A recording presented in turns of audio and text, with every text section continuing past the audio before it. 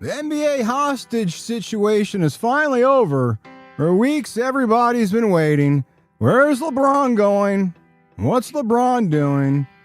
When's LeBron making his decision? Well, we finally have an answer if anybody cares. LeBron James is now a Sixer? Now the question becomes, did the Sixers just make the move that finally gets them over the hump? Or did they just do what Philly typically does and convince themselves that this is the year? Let's talk LeBron. Let's talk sports. Find an edge and have some fun tonight. What's up, everybody? It's Off the Hook Sports Talk that pays off, powered by Pickett. Tommy Trends with my boys Mookie and Nash hanging out here. I can't believe we're even talking fucking LeBron James. Good God. We won't be talking LeBron long. It's worth a mention, I guess. We'll talk about LeBron James going to the Sixers. We'll give you the reaction, the expectations, and whether this changes anything in the NBA. We'll get you the betting market reaction with the LeBron news. More importantly, though, we'll go to Blaine, Minnesota, and get you caught up on the 3M Open on cut day today. Who's making the weekend golf? Who missed it, and who's getting on a private jet and getting the hell out of town? And we'll look at some values still left on the board for the rest of the tournament heading into moving day tomorrow. We'll go across the diamond, look at the MLB action. We'll get you a Tommy Trend. And Bart Bets is back, powered by Freedom First Rescue. We got another pup up for adoption. And look, somebody's going to earn the Clown of the Week again this week. Because apparently in 2026, with Uber, Lyft, and about 1,000 other ways you can get home, people still find a way to make a terrible decision. And in case you missed it, our NFC North preview is up on 4th and Goal. That is our new football series here at Off the Hook. It's on our YouTube page at OTH Sports Pod. The playlist 4th and Goal is up there. You can check that out. That just dropped today. Make sure you check it out.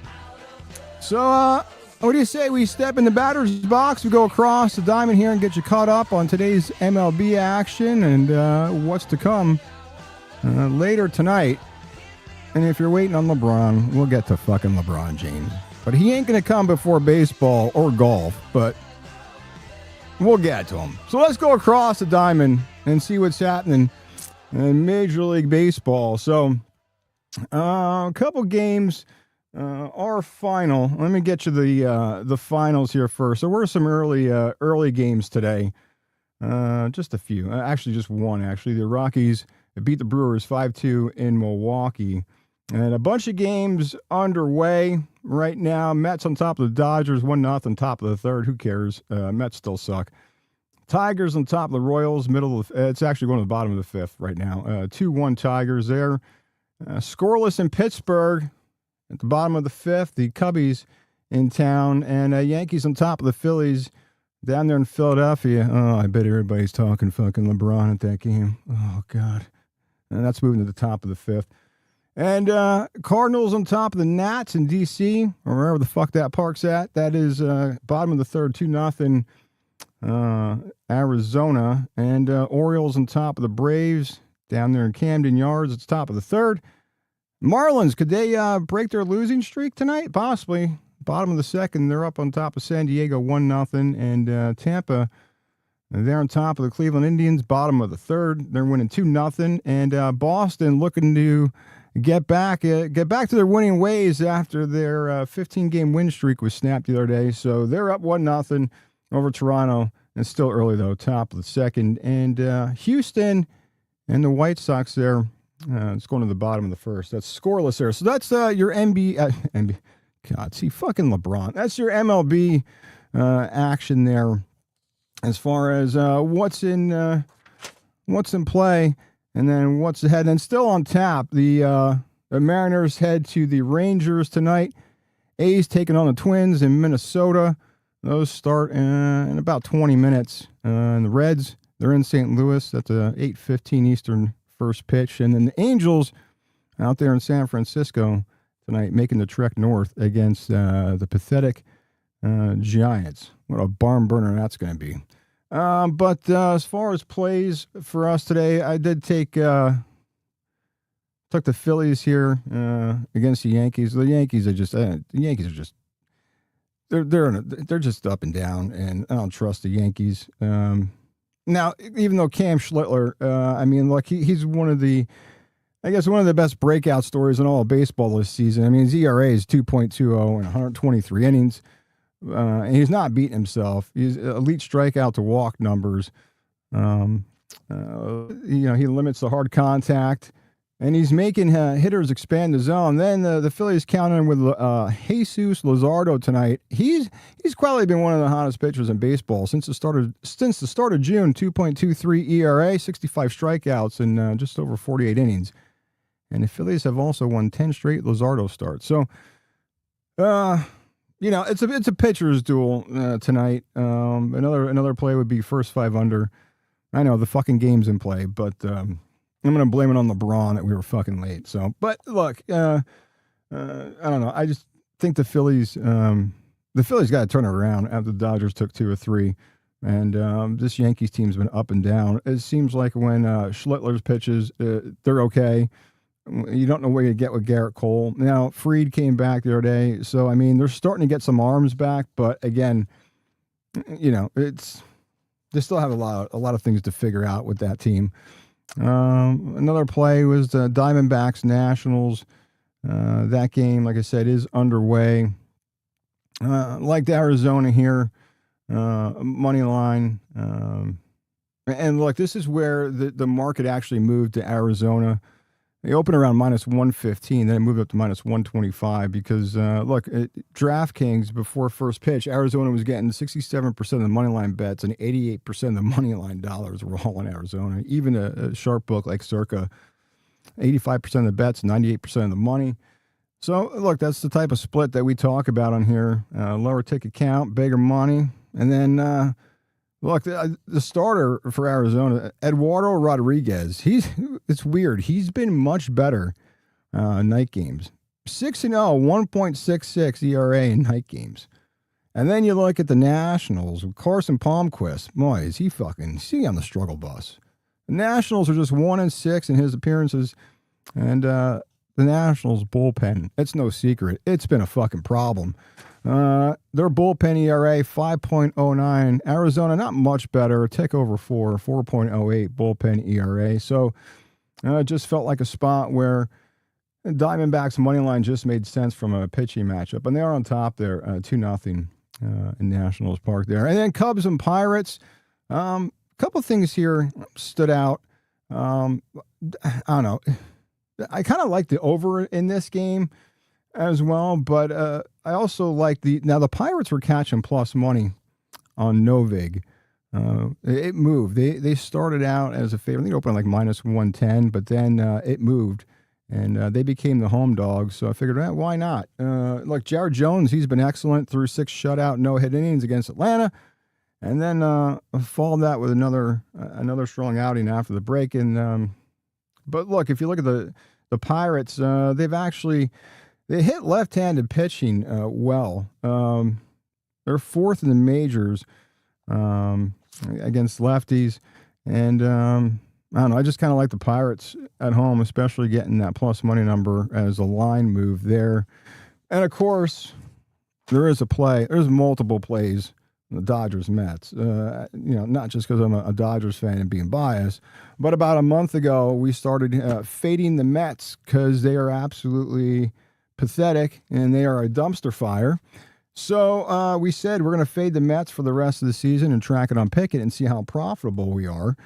And look, the Mets, could the Dodgers get caught here sleeping? Sure, because I'm sure it's hard to get up for a team that looks like the fucking Bad News Bears. And you have Sasaki. This is what I said yesterday. With Sasaki on the mound, the Dodgers are vulnerable, but I feel like they're still going to hit out of a bad Sasaki outing, even if the Dodgers have to go to their pen early. So, I mean, look, there's no upside for the Mets. If they win, it's just pure luck or the Dodgers just shit the bed. I mean, and if you look, Sean Manaea for the Mets hasn't been dominant, but has anybody for the Mets been dominant, really? I mean, they're just terrible. So the Dodgers run line there. We did get the run line at -1 for the run line, but also another play. Mookie Betts over 1.5 hits, runs, and RBIs. I mean, like he's been crushing left-handed pitching lately. He's averaging 2.4 home runs per game against lefties this season. So that's a play we like in that game tonight. Even though Dodgers are losing 1-0, it's only the bottom of the third. The Mets have a lot of time to fuck shit up, so which they will. So that's your MLB action, and a couple games about to get underway in about 15-20 minutes, and then that nightcap out there in San Francisco.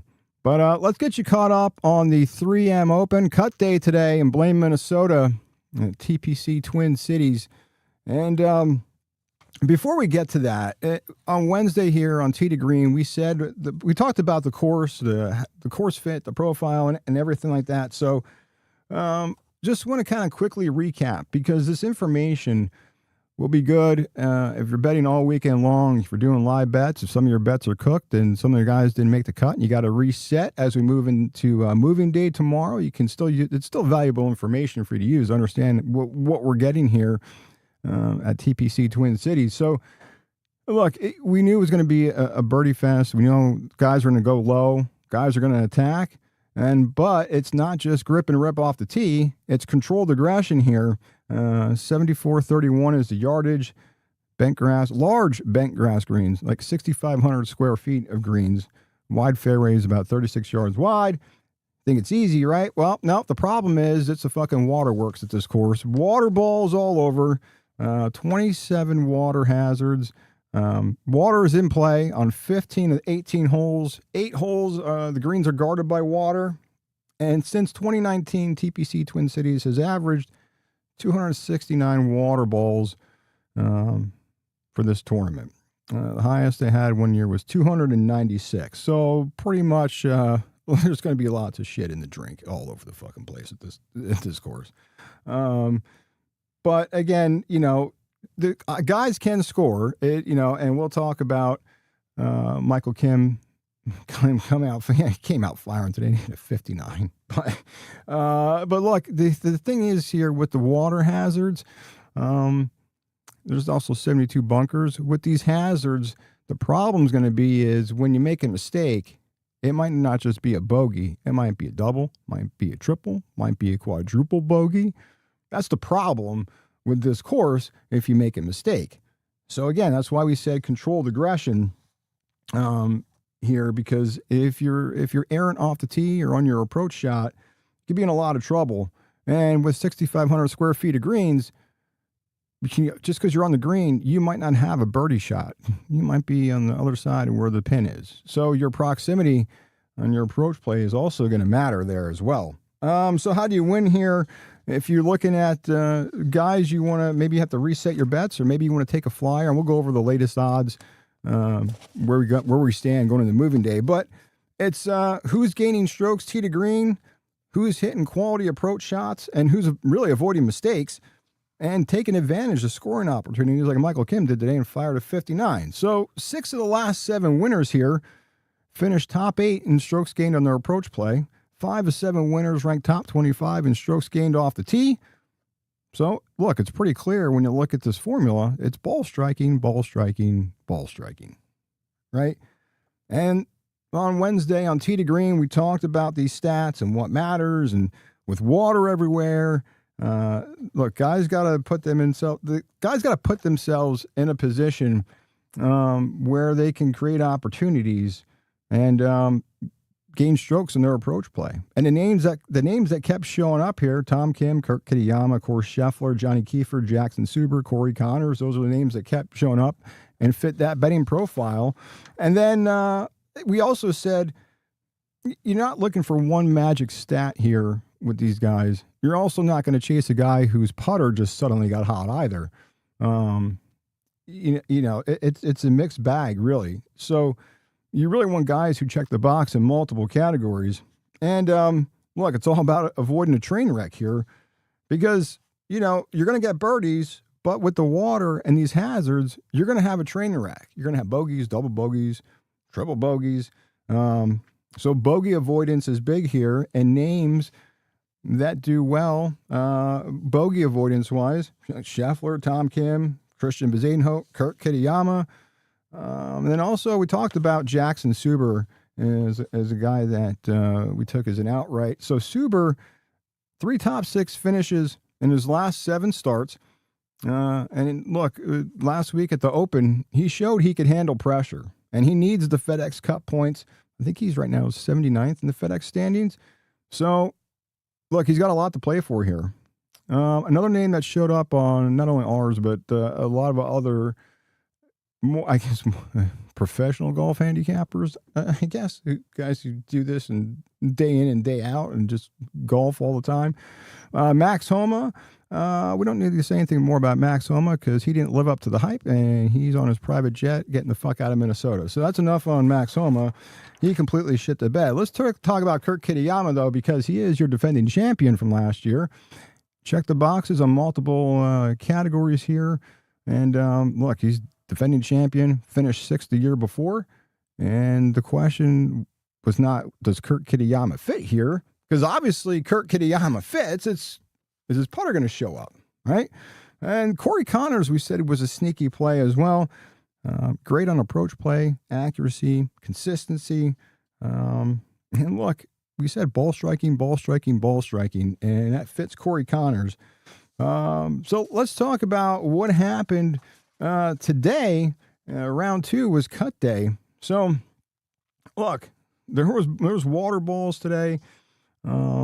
Guys who did well on the approach play and with their ball striking, well, they're going to be on top of the leaderboard, and we'll get to the leaderboard. And we said it's not grip and rip. Guys can go low, and they sure as shit did. So if you look, like I said, Michael Kim, he did something that we rarely see. It's been done 16 times now by 15 players that have shot a 59. A 59. He's 12 under par. Bogey-free round, of course. He had 12 birdies. Dude, the dude was just on fire.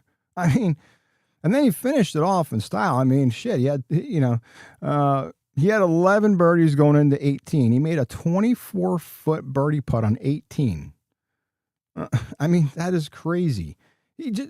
Look, this guy didn't just survive this course. He just fucking exploded, and he made 7 birdie putts from 10 feet or longer. 145 feet of putts made today. Look, everything was clicking for Michael Kim. And he sits atop the leaderboard at 14 under.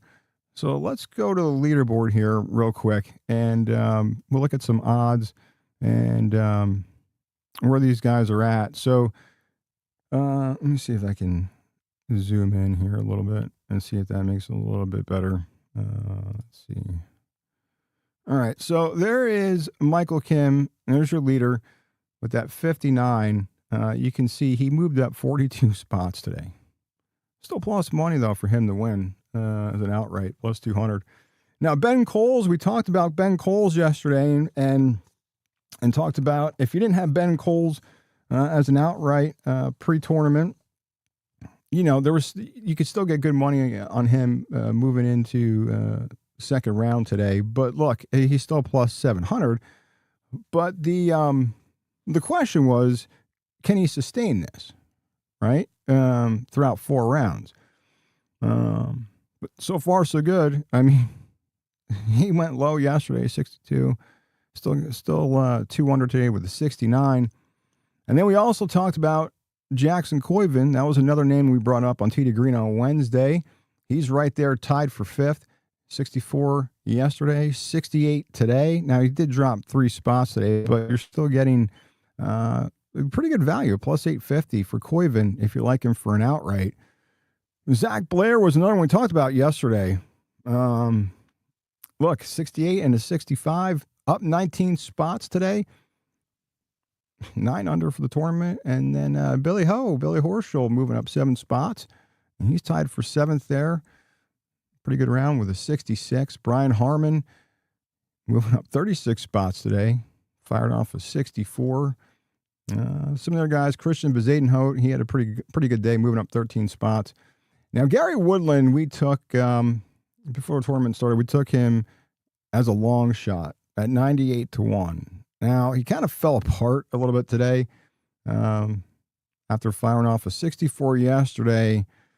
And things kind of went awry for Gary Woodland. So I think that bet's probably pretty much cooked. But I mean, you never know. I mean, look, he's 7 under, and there's Michael Kim at 14 under. He's seven shots back. And then there's also Scheffler, who dropped 8 spots today. Now, look, we said Scheffler answered our question on tee to green and said, can he find the fairway? Can he find his putter? Well, yesterday he did. And we said then yesterday, well, was that a fluke or would he be able to sustain that? Now, here's what was interesting with Scheffler. Right, he looked a lot better yesterday from putting, 134 feet of putts, and I think he was 13 of 14 from inside 10 feet yesterday. Pretty good day putting, and that was really the big question with Scheffler coming into this tournament. First time he's ever played here, and then today, look.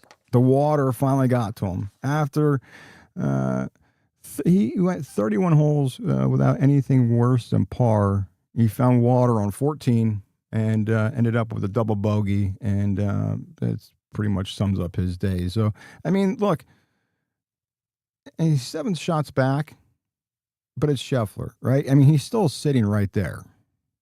And now, and we said this yesterday as far as, look, I think it was plus 145, plus 150. We were on here last night going over round 1. Still plus money, but way too short of a number. But we said if Scheffler comes out today and struggles, you're going to get a little bit better number. So keep that in mind. And now you see Scheffler at plus 650 as an outright. But again, it's going to come down to his putting. So a good day yesterday. And today, after finding water on 14, and he made some other mistakes and some other holes. But I mean, look, if you like Scheffler, if you think you can get it done, plus 650. Again, these are FanDuel, and it's just easy because FanDuel's right here. But again, shop the lines. Make sure you use and pick it. You can pull up the lines. Sync your books, everything's there. It makes it a hell of a lot easier for you instead of opening 10,000 different betting apps. But everything's right there on Pickett, and you can see who's getting the best number. But of course, with the PGA affiliation, FanDuel is listed here, but it's just again to give you guys an idea of where the odds are at. So I can tell you as far as Scheffler. On Profit X right now, you can get plus 686 for Scheffler. So again, just shop around and see, again, if you want to take Scheffler for an outright. But, 7 shots back. Again, it's going to come down to, can he avoid mistakes and his putting. That's what it's going to come down to for Scheffler. So, but again, he's right there. And then, Ben Coles, like I said, we talked about Ben Coles, and he's probably the biggest story here because he was 98th in FedEx Cup standings coming into this tournament. So he needed a hell of a week. He needed to show up here and needed to play well because look, it's some of these guys, it could really impact their career. It could lose a tour card. It could lose opportunities for next season, sponsors, all that shit. Right. So for Ben Coles, where he was at 98th in the FedEx Cup standings, he needed to have a hell of a tournament here. And so far, so good for him. I mean, but can he get it done? And can he sustain this throughout the rest of the weekend here? But again, plus 700 is an outright. That's pretty good money on Ben Coles. And look, the cut line is now, I think it was at 3. Let me see where cut line ended up at. Did I fly past it? 3 under is the cut. So these are the guys going home. So Max McGreevy, he's gone. Harry Higgs gone. Mac Meisner gone. Obviously, we said Homa is gone. Sun JM, unfortunately, he's gone. Ben James is gone. We talked about him, that he might be possibly a long shot, but he's gone, so forget that. Johnny Kiefer, even though he checked the boxes, when you start off with a 76, I mean, he did well today. I mean, Johnny Kiefer moved up 45 spots today with a 66.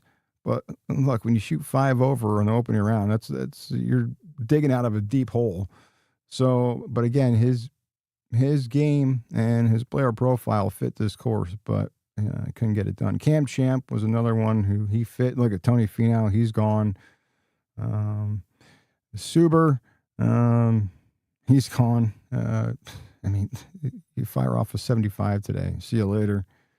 And I think Homo, would that pass Homo? I think he was 3 over. Shit, he might have even been worse than that. 4 over. There he is. Fucking Max Homo. So I guess he caught lightning in a bottle for a few weeks with the John Deere and then a couple weeks after. But yeah, so Homo gone. And I'm trying to see if there's anybody else down here. Yeah. So these guys, so the cut line was 3 under. But look, Corey Connors pretty much redeemed himself and saved himself today, moving up 13 spots, shooting a 69 to make the cut. So, Joel Damon made the cut. Good for him. But again, these guys here 3, 4, 5 under. I mean, you're almost 10 shots off the leader. So again, these guys are going to go low. Now, as we move into the weekend, as far as weather, well, winds are supposed to pick up a little bit Saturday and Sunday. It's still going to be hot as fuck, reaching triple digits. So, but again, with the wind, it's the wind's going to move in the afternoon, I believe. So some of these guys with the afternoon tee times might not fare as well as the guys with the early morning tee times. So keep that in mind if you're doing live betting. But again, other than the winds, the weather should just be fucking hot. So, but if you're 4 under, you got to make up 10 shots. I don't think it's going to happen, right? Like, it's even questionable. Some of these guys like Scheffler and Woodland and Lee Hodges and even Hideki, who moved up 54 spots today and fired off a 65. They're still 7 strokes back. So, I mean, it's a lot when, guys are shooting 59 or they're, 62 and then a 69. And then look, even Grillo, we talked about him on Wednesday as well, 64, 67. It's hard to make up ground when you're that deep of a hole. But again, you never know what happens. So we'll have to wait and see. But as far as live betting, look, everybody's talking about Michael Kim, and rightfully so. He fired off at 54. But, just be careful if you're chasing Kim, right? Because while shooting a 59 is incredible, the likelihood he's going to do it tomorrow. Not going to happen most likely. But, these guys historically that fire off at 59 don't automatically win the tournament. So of the 16 rounds of a 59 or better in PGA Tour history, only 5 of these players went on to win that tournament. So I'm not saying you fade Michael Kim, but I wouldn't just blindly bet him just because you watched him, go through this historic round today and fire off at 59. Plus 200 is still a short number. But again, if you're following the stats, you're following the trend, only 5 of these players who shot a 59 or better on tour won that tournament. So, just be careful if you want to chase Michael Kim. And you're going to pay for it, right? With that number, too. So, and then if you look, too, some of these elite players like Scheffler, right, made a couple mistakes today, found the water on 14. Look, he's still right there. So just keep your eye on Scheffler and how he starts tomorrow. Now, if he drops any further back, then that could be a problem. He could start shooting his way right out of this thing. But again, and you can see you're getting better numbers now on Scheffler after he made a couple mistakes today. I mean, and like it's scary. I mean, look, I mean, look at these. Like, you look at Scheffler. I mean, he was 1 under, but again, you're making mistakes here. That's a problem. That's what we said. When you make there's too much water, and with the bunkers and the water, it's just you got to be careful if you're making mistakes, and you could play yourself one bad hole, one bad round. You could find yourself just playing your way right out of this thing. Just be careful too. If you want to watch guys who are losing with their putter. So if you're live betting, so maybe someone who's not hitting as well, hasn't made anything, because like putting is volatile, right? So you can hit 16 greens in regulation and then be sitting 20th because nothing dropped, right? So, but if the ball striking is there, I can flip quickly, right? Like it's easy to me. It's easier to track a guy who might not be putting as well as you normally would, because that you can turn around, I feel, quicker than if your approach play is just a complete disaster. And we said it, you don't need to make every putt here, because you had enough. If you're giving yourself enough chances to make birdie, they will be available. And I just feel like your putting, you can catch fire quicker than trying to correct your approach play if you just can't dial it in, right? And I wouldn't necessarily write off these guys who are, either somewhere in the 5 to 8, 5 to 7 range as far as strokes behind the leader. Because it's not a U.S. Open, it's not the PGA Championship at Aronimink where you don't really have a chance, right? But the thing with this course is they're not trying to grind out even par. Right. And with the birdie opportunities available, they just got to create those opportunities. Right. Whereas like a U.S. Open at Shinnecock or the PGA Championship at Aronimink, look, you're just trying to really, you're hoping for a par just to get off the hole because how difficult it played. We're here, you have opportunities to create birdie opportunities. It's just, can you convert them when you create the opportunity? So, again, the guys are 5 to 8 strokes back from the leader. Keep an eye on them, but really watch their approach play and see how they're doing before just blindly betting. And, again, kind of look at, do they fit the course profile that we talked about with the characteristics of who typically does well here, right? So, look, moving days, called moving day for a reason. You're going to see a lot of big movers tomorrow, again, because really the only factor is the wind gust, potentially, depending upon where you tee off. So we could have a crazy Saturday on moving day, and this board could completely flip, right? It takes one bad hole, maybe a couple bad holes, a couple shots in the water, and then you're cooked, right? So, and again, look at the approach play numbers for these guys.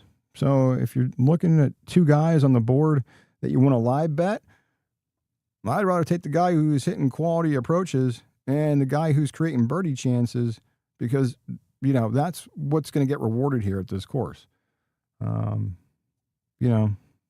Again, we said don't chase a guy with a hot putter, because as quickly as your putter can get hot, it can disappear that quick as well, right? So where the elite ball striking, that's going to travel, and that's where this course is going to reward these guys.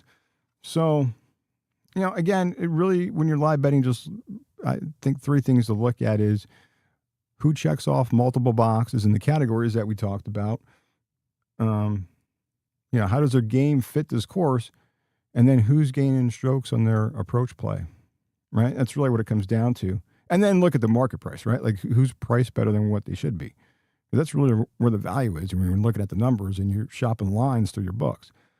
So, I mean, Scheffler is one to certainly watch, right? Jackson Coyven and Ben Coles come to mind. I mean, we said, can Coles sustain this throughout the whole tournament? And Coyven, he's proven, he's a pretty damn good player for a young kid. So, and then, who do you really, then it comes down to who do you trust more? I mean, I don't know. Looking at, Scheffler, we thought he might get back at it after that 65 yesterday, but then today made some more mistakes. So was that a fluke yesterday, or can he right the ship now on moving day and actually make a charge here? But again, I'd almost rather take a chance with Koiven or even Ben Coles. I'd rather take the plus 850 with Koiven than take the plus 650 with Scheffler. Now again, depends on how Scheffler starts tomorrow. Maybe that number dips even further. So again, kind of just watch overall. Look, even though we said about putting, and that's really been the biggest issue with Scheffler all season is his putting. But you have to watch. You have to keep an eye on his putting because we know he's an elite ball striker. But look, if he's not converting on these birdie opportunities, then you definitely want to stay off Scheffler. But even plus 650 is not a bad number. So just keep that in mind as you're live betting for the rest of the weekend here. So that's what we're looking at as far as TPC Twin Cities there in Blaine, Minnesota, as we head into moving day. And we'll be back on here tomorrow, giving you live updates with moving day before we head into the final round on Sunday. So, all right. So everybody came here to talk about fucking LeBron James. So let's get this shit out the way with LeBron James. And honestly, what the fuck are we doing here with LeBron James? Look, it's low risk, potential high reward here. Can you imagine this guy made $53 million last year with the fucking Lakers, and the Sixers signed him for 2 years, $8 million. The problem, I don't even want to give LeBron James this much fucking airtime, to be honest with you, because I can't stand the fucking guy.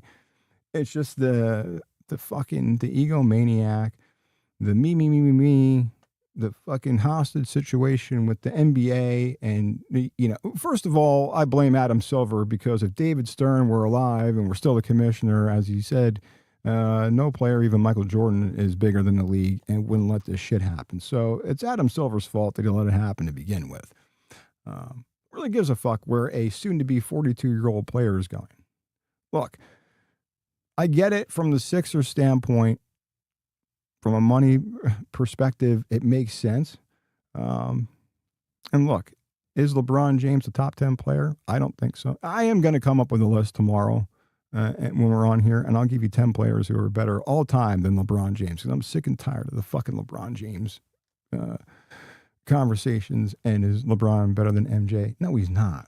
And I don't care if it's different era, different time. I don't give a fuck. I'll take Michael Jordan, NASCAR team owner Michael Jordan, to fucking wax LeBron's fucking ass all over the court today. I don't know how old Jordan is, 60 something, whatever. The fucking point is here with LeBron is, while he's a great player, I just don't know how much you're going to get out of him. And is he really even committed to it?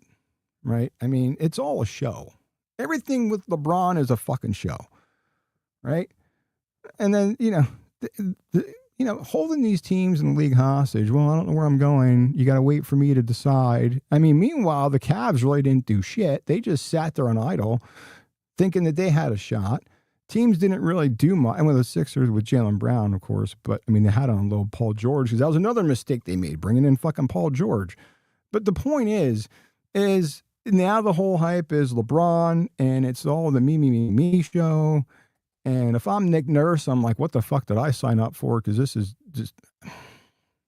Look, it's the same shit the Sixers did a few years ago with James Harden. How'd that fucking work out? Right? And then let's even go down memory lane a little bit with the Sixers. We all remember, was it the 2017 draft? I think it was the 2017 draft. Sixers with the number 1 pick, needed a franchise player. Let's pass on Jason Tatum and... let's take Markelle Fultz. Right? How'd that fucking work out? And then the whole trust the process era. Right? Years of tanking, years of waiting. Right? And then years of saying, oh, trust the process, trust the process. Well, here we are years later. The process led them to signing a 41, soon to be 42-year-old LeBron James, and hoping that this finally gets him over the top. Are you fucking kidding me? Like I said, I'll give the Sixers credit because from the money from a money perspective, it makes sense. They're pushing all their chips in with LeBron. The problem is you have a Joel Embiid whose knees are not going to fucking last for 82 games. And some of those injuries, look, sometimes when Embiid gets hurt, it's like a fluke thing. I mean, fucking in the playoffs when I forget who hit his knee. It was just this fucking weird ass fucking injury with Embiid. But look, the tread on those tires is worn out with Embiid. I would have liked, the Sixers have a lot of good young players, Maxey and Edgecombe. And now they're going to get caught up in the theatrics of the LeBron James swan song and fucking this whole mess, right? And give them credit for signing Jaylen Brown in that blockbuster deal and unloading Paul George. But I still think they're paying most of his contract. But hey, at least they did something to make themselves better. I don't know if this really makes them better, really. Because again, it's all about LeBron and the show that comes with it and the fucking headaches that come with it. And I don't know if somebody should remind LeBron James of the Philly media of when you suck, you're not going to get away from the media here. Look, LA, while it's, look, there's a lot going on in LA, and the reporters are tough out there, but let's be honest. New York and Philly, the reporters are fucking brutal. Look, if you're stinking up the joint, you're going to hear about it, and you're not going to be able to weasel your way out of it like you can in LA, or when you were in fucking Cleveland, or in Miami, right? Look, they're going to get on your ass. Or if you just take yourself out of a game, or, oh, I'm not playing tonight, or fucking load management, where the fuck it is. So they might want to remind him that he's not going to get a pass here from the Philly media. And no one in the Philly media should give him a pass, right? I guess good on the Sixers for pushing all their chips in. I just don't see it changing. I don't think they're better than the Knicks. Now, everybody's talking about the Celtics. I don't think the Celtics are... I think the Celtics are actually worse than last year, especially now you have Paul George. What the fuck do you want with him? But, look, and not as a biased Pistons fan, but even though they made some questionable moves in the offseason, that team is better. I don't think the Sixers are better with LeBron. I don't see it. I don't see it. And Joel Embiid. I don't see it. Now, if they would have gotten younger and put some more younger pieces around Edgecombe and Maxey, but I don't, this whole thing, I get it from a money perspective. It makes sense. 2 years, $8 million. Why not? But you're part of this circus now that is LeBron James and dealing with this nonsense. So let's look at the betting market, and it quickly reacted when this shit went down around noon. So before LeBron made his fucking decision and ended his hostage situation with the NBA, the Sixers were around a 20-1. So the odds were 20-1 for them to win the NBA championship, and now they're 10-1. So basically, just got cut in half. Now, what's interesting though, when I pulled in, this is shocking. So that's fourth on the odds list, behind the Spurs at plus 270. The Thunder are plus 270, and the Knicks are 9-1. How the fuck are the Spurs? Now, I could maybe argue for Oklahoma City. I'm not really sure how the Spurs are. That number is so short compared to the Knicks. So you're telling me, let's say the Spurs are 3-1 and Knicks are 9-1. I'm not buying that. Look, the Knicks are a fucking good team. But the Sixers going from a 20-1 to a 10-1 favorite now to win the finals? No, I don't see it. I don't see it. Wait till Embiid's out or LeBron gets hurt or there's some type of drama happening. And I don't know. This just looks like a recipe for disaster, if you ask me. Between Embiid and Jaylen Brown and fucking James, they're all going to be screaming for the ball. I just don't see it. I don't know. Maybe I'm missing something. Maybe I'm wrong. I don't know. It's fucking LeBron James shit. But look, I mean, it really comes down to, since we're a betting program, look, are we betting on LeBron James, the player? Are we betting on the fucking name? I don't know. I mean, the Sixers don't need him to sell tickets. They certainly don't need this circus and the headlines that come with LeBron James. They need him to be fucking healthy at the end of the season. And then they need him to be fucking great in May and June. And then win in the playoffs. I just don't know what you get with a 42-year-old LeBron James when the playoffs come around next season. I don't know. I mean, like I said, I guess it's low risk, potential high reward. I don't know. Maybe I'm wrong. I can't stand the fucking guy. I just can't stand. Look, like I said, I respect his game. He's one of the best players that we've seen. I don't think he's top 10 all time. I just don't. I don't see it. But again, the Sixers signing LeBron James, and I guess being here in the Philly area, we get to follow this fucking circus. Does he even finish out the 2-year deal? Is he just going to be done after one? He's probably done after one. If he gets hurt with some type of major injury or something, I don't think he's definitely coming. I don't think he's coming back. I think he's definitely done. But I don't even know if he finishes out that 2-year contract. But again, it's LeBron, and now that circus comes to Philadelphia, I don't know. Are the Sixers going to sign his kid? Where did his kid go? Didn't the Lakers dump him to Miami or something? I don't even know. Maybe he's still on the Lakers.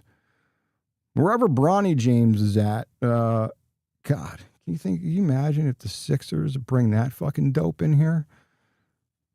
I mean, you could probably get him for like a free sandwich at fucking McDonald's or Chick-fil-A. Like you get Bronny James in exchange for a free sandwich coupon somewhere.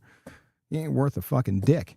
I mean, and that's bad on the Lakers for even listening to LeBron to draft his kid. What a waste of a draft pick that was. The kid sucked at USC, and that USC team was bad. The kid's fucking terrible. He wasted a fucking pick on him. How'd that work out? Where is his kid at anyway? Does anybody know? I don't know. But he'll probably be next. What's the Sixers? Their D-League team down in Delaware. I don't even know what the fuck they're called. They'll probably sign him to a contract down there so he can be with daddy. But yeah, LeBron James, the newest Philadelphia 76er. Man, I bet those jerseys are going to fly off the fucking shelf down there. But that's enough on fucking LeBron James. Let's get you a Tommy trend of the day and get back to regular scheduled programming, because that's about the most we're going to talk about LeBron James. Unless he fucking hurts himself and is done or whatever, but that's enough of that shit. So, all right, let's get you Tommy trend of the day back to the Diamond, and we're going to go out west for the Angels-Giants game tonight, and it's a real shit show between these two teams. I mean, the Angels suck, the Giants suck, but there is a trend here, and we had a dig for this one. And look, these teams aren't lighting the fucking world on fire, but again, late night baseball, gives you an opportunity to maybe cash a bet here, and that's what we're trying to do. We're trying to find an edge and give you guys the information. So while, like I said, these teams aren't lighting the world on fire, the Angels come in at 41-62. Meanwhile, the Giants are 42-60. But this is where it gets interesting when you start digging at the numbers. Grayson Rodriguez. So this is where this trend comes from. And it's actually pretty impressive for a team that's shit in the bed. Grayson Rodriguez teams are 21-5 in his last 26 starts against opponents below 500. So that's better than 15-unit return. Well, and tonight, guess what? That checks the box, because the Giants are shit in the bed and stinking up the joint, and they're below 500. So here's the play. Angels are getting plus money. Now, it was plus 130. Let me see if that moved at all. Get you a number here. That has come down. The best number you're going to get right now is plus 108 on FanDuel. And if you have a boost or you parlay that maybe with something to increase your odds there. But right now, plus 108 at FanDuel. So, I mean, look, the trend says the Angels plus money. Does it guarantee anything? Absolutely not. But 21-5 last 26 starts against opponents below 500. Shit. I'll take a flyer on that. I mean, both teams are bad, right? And again, trend's not guaranteeing anything. But look, it's not really how baseball works, right? I mean, look, when you find a trend, something like this, I mean, you're looking at 26 starts. So, I mean, you got a good base, a good sample size, right? And this is the kind of profitability that we're digging for. Look, it's worth putting on the radar at least. Whether you pull the trigger or not, I mean, at least, yeah, I mean, like I said, it's come down at a plus 108. If you're going to pull the trigger, you really don't want to wait because it could flip the other way. Because obviously some more money is coming on the fucking Angels. But look, it's worth noting, worth putting on the radar. And that's what really the trend's all about, is finding the numbers behind the matchup here. The matchup is not sexy at all. It might be brutal to fucking watch and sweat it out, but why not? And look, really, you want to see if there's value that's, hiding in the market that actually, find the value that's hidden value where the market might not be looking. So, like I said, we got to dig deep for this because, again, it's not a sexy matchup with these two teams. I mean, they both stink. But it's the only late night game tonight. So that is your Tommy trend of the day. Angels plus money. Still, not a lot, but still getting that plus money. Grayson Rodriguez, 21-5 last 26 starts against teams below 500. That's your Tommy trend for the day. Now it's time for Bark Bets. This is my absolute favorite segment that we do every week here on Off the Hook. And as always, powered by Freedom First here. And every week we do feature a pup up for adoption from Freedom First Rescue. And the whole idea is to help get these pups adopted and get them a forever home. And then, because, again, we're a betting program, we'll throw a little bet here on the bets that we like the most, or teams we can't stop barking about, right? So it's really the best play for the day, but really the whole goal is to get the pup adopted and get them their forever home. So this week's MVP pup that we are backing from Freedom First Rescue is Rivers. And Rivers is a 10-month-old hound and Great Dane mix. And look, this dude is built different. He's currently checking in at 70 pounds, and he's not done filling out yet. We're talking about big-time prospect with a lot of upside here with Rivers. And his scouting report, he's friendly, he's social, he loves hanging out with other dogs, and he's already got some important skills in his playbook. He's potty trained, he's crate trained, which means he's ahead of a lot of young pups coming up in the league. Now, every great prospect has areas that still need developing. And for Rivers, he's a young, large breed dog, so he needs a family that's willing to continue his training and give him structure to reach his full potential. Look, this guy's got a lot of talent, a lot of upside, but he needs the right coaching staff to help him along. Someone who understands big breeds and also can help him become the best version of himself. And the one matchup to know about Rivers, because he is part hound, he does have that prey drive in him. So he's not the ideal fit for a home with cats. But when it does come to large dogs, Rivers is a great teammate. He enjoys playing with other dogs and wants to be part of the pack. Medical report, clean. Look, he comes fully vetted, neutered, vaccinated, heartworm negative, and microchipped. So the question is, who's ready to make the biggest signing of the season? Because Rivers is looking for his forever home. And if you're already ready to add a big personality, a big heart, and a big-time companion to your roster, Rivers is your guy. If you're thinking about adding this furry teammate to your family, head on over to freedomfirstrescue.com. You can check out Rivers and all the other amazing dogs that they currently have up for adoption who are looking for their forever home. You can also follow and check out Freedom First Rescue on Facebook. It's facebook.com/freedomfirstrescue. upcoming community events, pup meet and greets. And they also will post volunteer and foster opportunities there as well. If you're looking to make a difference another way, you can certainly help them out there. And look, even if adopting is not in the cards right now, that's okay, because you can still help. Look, if you share this story with a friend, family member, even if you share it on social media, this could be the play that changes dog's life forever.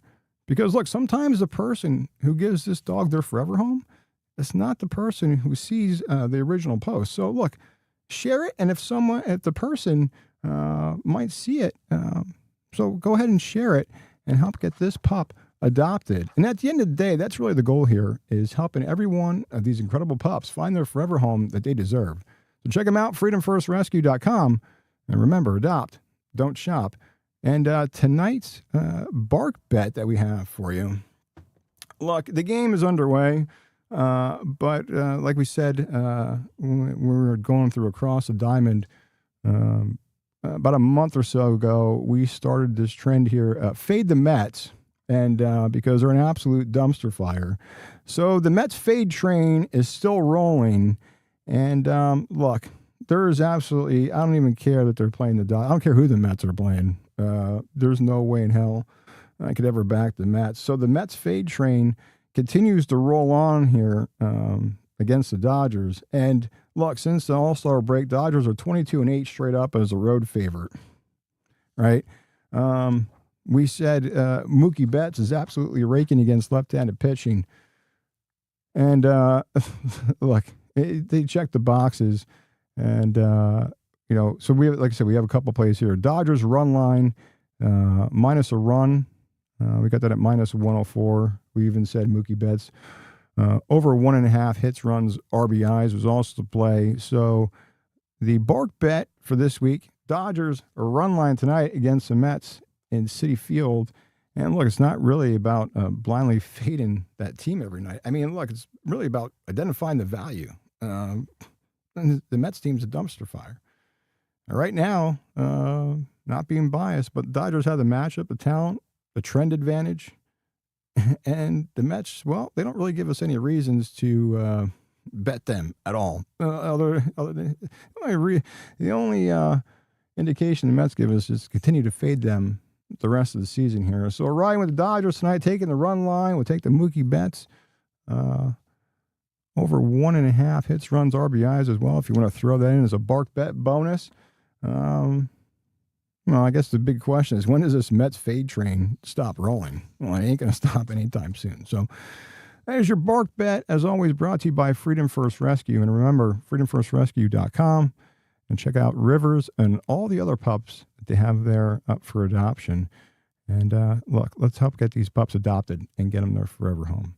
So that is your bark bet this week. And a little bit of breaking news. And this person is going to be the winner of the Clown of the Week. So not only do we have LeBron James breaking news this afternoon, this kind of got, I guess, swept under the rug, so to speak. And now, look, if you're Tony Romo, you're probably happy about the LeBron James signing or LeBron James making his decision this afternoon because, look, this week's Clown of the Week award goes to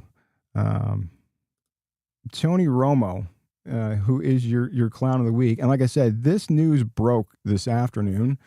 And it was odd because no one, I don't even know, I didn't hear about this at all. I just got an alert that Tony Romo, he got arrested for DUI in Milwaukee, of all places. Yesterday, around 6 o'clock, Tony Romo was pulled over for a DUI in Milwaukee. Now, look, I mean, look, it's fucking 2026, right? What the hell are we doing? There's Uber, there's Lyft. I mean, these guys could just have their own driver. The fact that people are getting DUIs in 2026 is astonishing. The fact that somebody like Tony Romo is getting a DUI in fucking 2026 is even more astonishing, if you ask me. I mean, dude, first of all, it's a Thursday at 6 p.m., and you're in Milwaukee, of all places. Now look, Tony Romo, pretty good NFL career. 4-time Pro Bowler. I guess you call him a Cowboys legend. And, you know, I like Tony Romo as a broadcaster. Some people bang on him. But, dude, come on. Uber, Lyft, fucking Waymo now in some places. I'm sure they don't have that in Milwaukee, but I know they got fucking Uber and Lyft there. Dude, pull out your phone and call an Uber, a Lyft, have your own driver, car service, a taxi. I mean, there's like 1,000 different ways that you could have got to wherever you were going in Milwaukee without putting yourself or other people or your entire reputation at risk. This is what makes you say, what the fuck are we doing? It's a real head scratcher when this shit happens, especially with these guys who have either a driver or could afford their own driver, and then this is what happens. It's just a real head scratcher. I mean, look, for Tony Romo, I mean, the hardest decision wasn't him getting home. It was really, look, he chose not to open his phone and just call fucking Uber or Lyft. Great player, great broadcaster. You know, yesterday afternoon there, Tony. Dude, you fucked up on making the right decision there, pal. So, Tony Romo, how about them Cowboys? Tony Romo, you're Off the Hook Sports Clown of the Week. And I'm sure he's happy as shit right now that LeBron James just stole the whole afternoon in the sports world, because this would be front and center everywhere if it weren't for LeBron James. I can tell you that right now. It's amazing that I happen to even see this thing buried in the LeBron shit. So, but Tony Romo, Clown of the Week, congratulations. That's an award you don't want to win.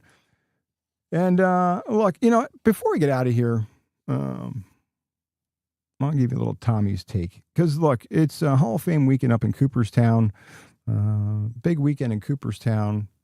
I've never been up there for Hall of Fame weekend, but I'd like to go. I heard it's a pretty good time. But Hall of Fame weekend, Cooperstown this weekend. And I figured this is a good time to bring this topic up because it just seems fitting with Hall of Fame weekend. And I think there's no better time to have this conversation because, look, the Baseball Hall of Fame debate has been going on for years, and it'll continue to go on for years. And I'm probably going to say something that a lot of people are probably going to disagree with, but I really don't give a shit. And look, I think baseball has gotten this whole thing wrong. So let's talk about the steroid era. Look, this is where I have a problem. Everybody wants to blame the players. They want to point fingers, the guys who took steroids. But look, where was Major League Baseball? Where are the owners, the league offices? Look, I mean, there were people making billions of dollars while home runs were flying out of the ballpark. And let's be honest, Major League Baseball knew. Right? I mean, that's the running joke. They knew something was happening. They knew the game was changing. The fans were coming back. They knew the home run chase saved baseball. Let's be honest. After that lockout strike season, whatever the fuck you want to call it, everybody embraced the McGwire-Sosa home run chase. Everybody benefited, right? So here's my question. When you look at the Hall of Fame, what are we actually celebrating?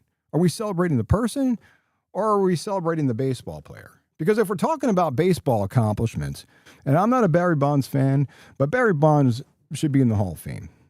Roger Clemens should be in the Hall of Fame. Mark McGwire, Sammy Sosa, Jose Canseco. Look, the list goes on and on with guys who should be in the Hall of Fame. Look, you can hate what happened. You can say it changed the game. You can say it was wrong. Look, all those things might be true. Fine. But you can't erase what the guys did on the baseball field. Especially when the league turned their head and swept it under the rug. Right? And then this is where the baseball loses me, right? They benefited from that era. They sold jerseys, they sold the tickets, they celebrated the home runs. And then years later they said, yeah, you know what? Never mind. Those don't count. And, everything's with an asterisk. And you guys won't get in the Hall of Fame. Right? And then there's Pete Rose. Now, that's a different situation. That's a different controversy. But look, it's really the same question, though, with Pete Rose. Are we talking about baseball accomplishments with Pete Rose? Or are we actually, are we going to decide who deserves forgiveness here? Right? Look, you look at Pete Rose, all-time hits leader, 4,256 hits. This guy played the game at a level that nobody has ever reached. Is gambling on baseball wrong? Absolutely. Right? He gambled on his own team. And he said he only bet on his team to win. Well, that's not true either. Should there have been consequences? Absolutely. But to erase everything that guy accomplished, that's where I disagree. You can't erase history with anything. Sports, our country's history. You can't erase history. You can't. That's the problem that I have with Major League Baseball. There should be consequences, but again, is it really a Hall of Fame or is it just a museum, right? Because you can't just erase what these guys accomplished, especially while Major League Baseball knew what was going on. But then after the reports came out of the steroid use and the reporter, I forget the guy's name who leaked the whole fucking thing with Bonds and McGuire and all that shit. But the point is, baseball knew it was happening. And before steroids, guys had dishes in locker rooms with green pills, red pills, yellow pills, whatever pills, amphetamines, right? And they were all popping those too. And nobody cared. So here's where I land. Look, the Hall of Fame should be a museum of baseball history. Like it's not really a character award. It's not a popularity contest.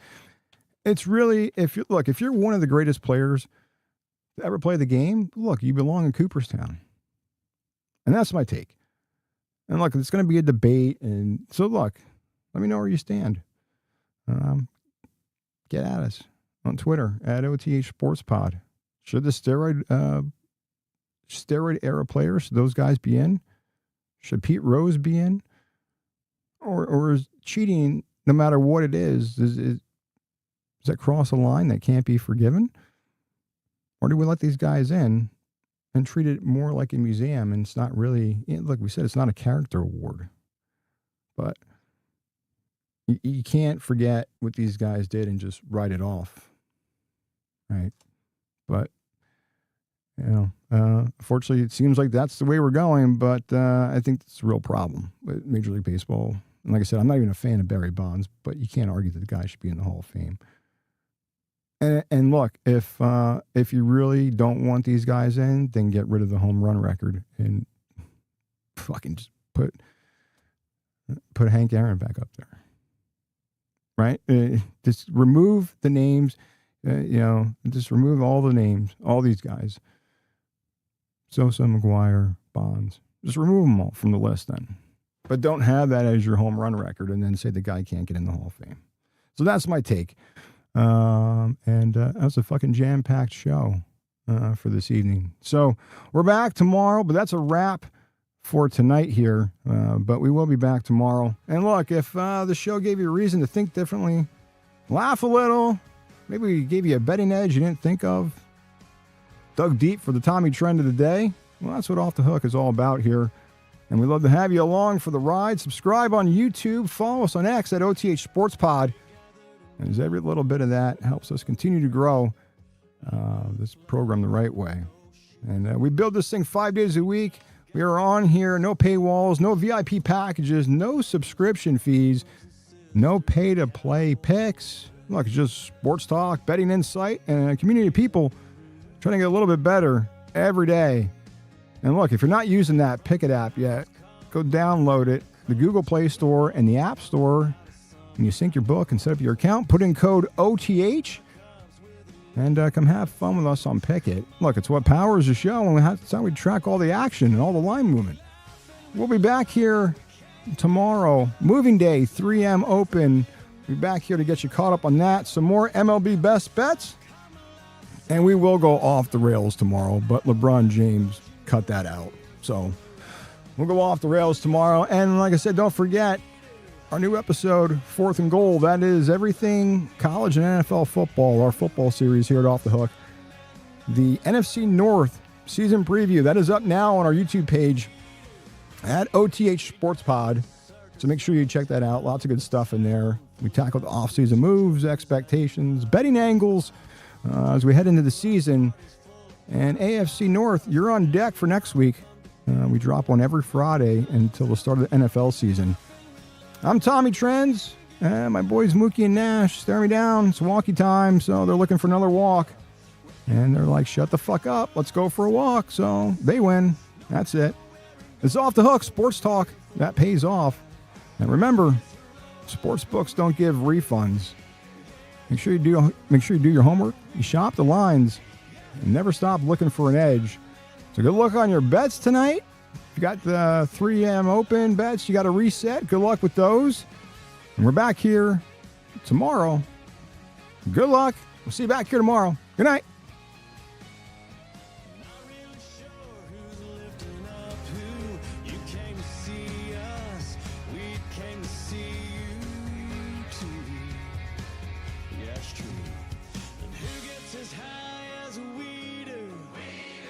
Touches the sky.